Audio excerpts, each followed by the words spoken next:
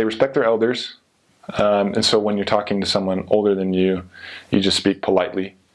Also, if you're sitting across, this goes for basically anyone, Malay or Iban. If you're sitting on the ground across from someone, you don't point your feet at them. You sit sideways, you point your feet away or behind you. Another thing they do is whenever they greet you, they'll shake your hand and then they'll touch their chest. It's like, I receive you. And it's very, I don't know how to say it. It's just a very nice gesture that they are willing to, be like, okay, you know what? I met you and you're a very nice person.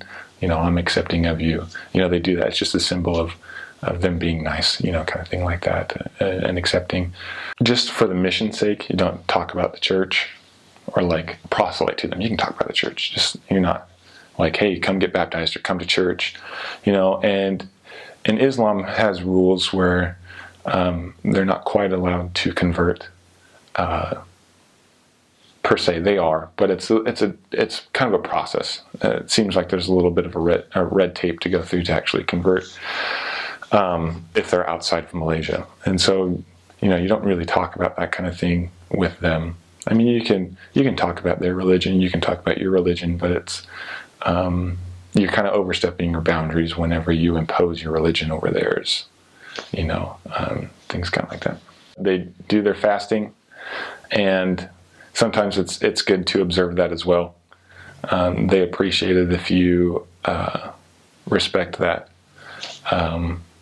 Not that you have to be like fasting as well, but I don't know. Just you respect that they're actually doing something like that. Sometimes, like in passing, you could offer somebody some food or ask them for food or something, but they're not going to give it to you. They're fasting. They don't have any food with them really.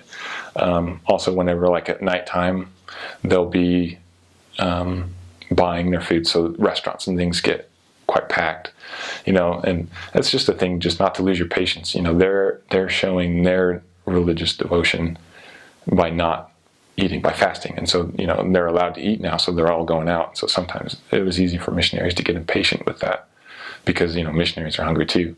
But just to respect where they're coming from, respect their ideals, and not to bag on them, I guess, for anything that they do that's different. I think that's just a universal rule.